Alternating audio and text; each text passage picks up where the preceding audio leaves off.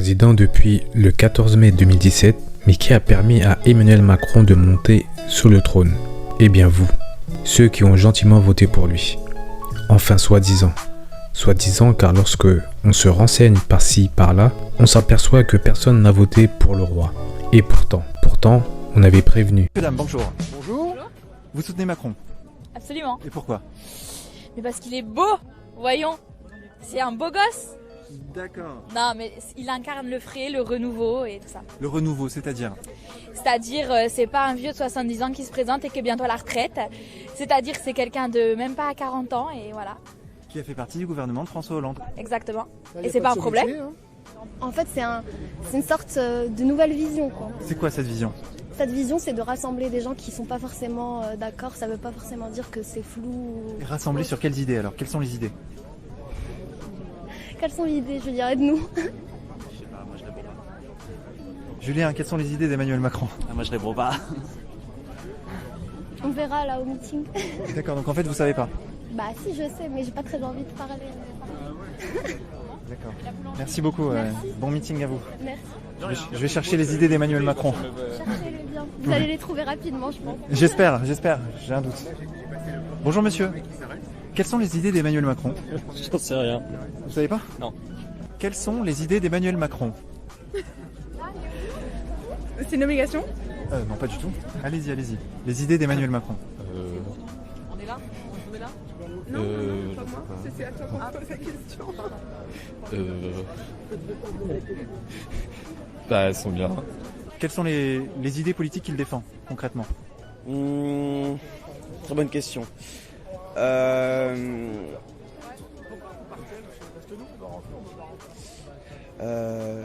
sais pas. Franchement, très compliqué comme question. D'autant plus que j'ai pas tout compris. Hein, je vois pas. Comment dire. J'avoue que j'ai pris connaissance il n'y a pas très longtemps un petit peu des différents points. J'ai regardé un petit peu différentes vidéos sur sa page tout à l'heure. Et voilà. D'accord. Donc vous savez pas trop quelles sont les idées qu'il défend?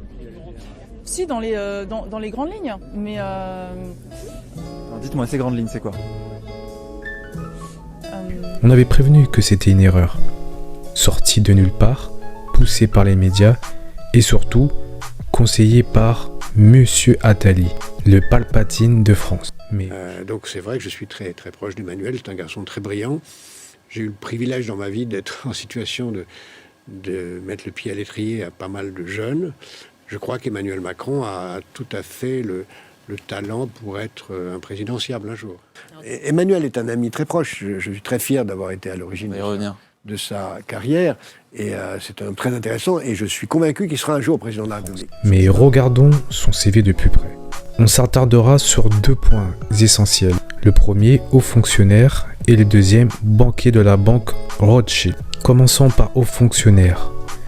Bon déjà, avec ce titre de haut fonctionnaire, nous constatons que nous ne sommes pas de la même sphère. Parlons maintenant de la deuxième partie, du banquier. Tout le monde connaît le métier de banquier. Pas besoin de rappeler les différentes missions de celui-ci. Bien entendu, on ne fera pas un récapitulatif de toutes les missions. On s'intéressera à 2 choses qui me semblent très importantes. Première chose, atteindre des objectifs. Comme vous le savez, un banquier doit impérativement atteindre ses objectifs. Deuxième point, bon négociateur. Tout simplement, être un bon tchatcheur, être un bon diplomate et savoir arrondir les angles aussi. Parfois faire passer la pilule carrément. C'est plus facile. Évidemment, je ne mets absolument pas tous les banquiers dans le même lot. Pour moi, il est clair que notre président agit comme un véritable banquier. Et il est certain qu'il ne fait pas dans la dentelle. Il est là pour vendre et c'est tout. Et surtout atteindre les objectifs donnés. Il fallait à Attali, alias Palpatine, un élément déterminé, sans foi ni loi et plutôt subtil. Certains disent que Emmanuel Macron ne sait pas ce qu'il fait, mais vous avez tous faux. Il sait parfaitement ce qu'il fait. Il maîtrise, son plan fonctionne à merveille. Et il est tout à fait bien organisé. De plus, il s'est extrêmement bien entouré. La palme d'or revient à Véran. Il n'y a pas plus vermine et arrogant que cet individu. Macron est un bon menteur, bien meilleur que ses prédécesseurs. Et il a tenu aucune de ses promesses, vous pouvez le vérifier.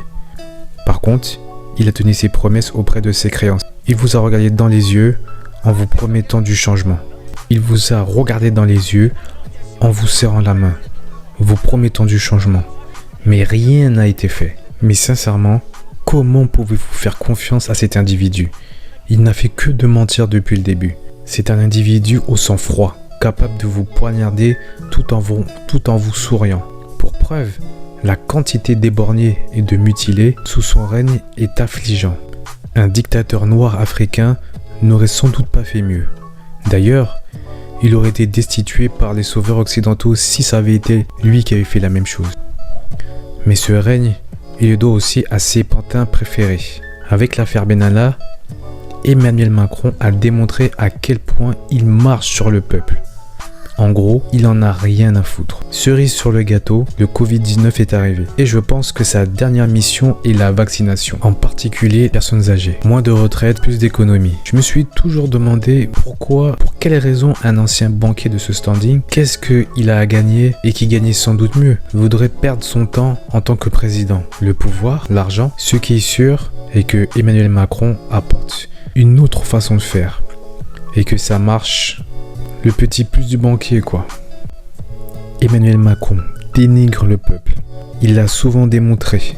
Comme dire qu'il a en face de lui 66 millions de procureurs. C'est fou de dire des trucs comme ça. Il a peur de rien. Et sûrement pas d'un peuple lobotomisé par la peur. À force, j'ai presque de l'admiration pour ce monsieur. Il a réussi là où les autres ont échoué. Malheureusement, je dis ça avec beaucoup de recul.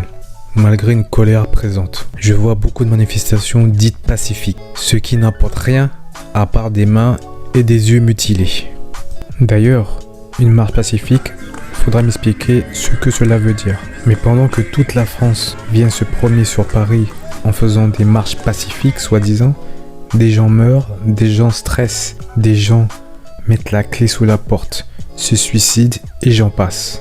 En vérité, je fais cette vidéo, mais j'y crois même pas. J'y crois pas à ce réveil, à cette rébellion. Mais n'oubliez pas que ce monde que vous laissez venir est le monde de demain et que vous allez le léguer à vos enfants. Si vous êtes incapable de vous rebeller, alors fermez-la et assumez ce qui vous arrive. I'll be back. I'll be back. I'll be back.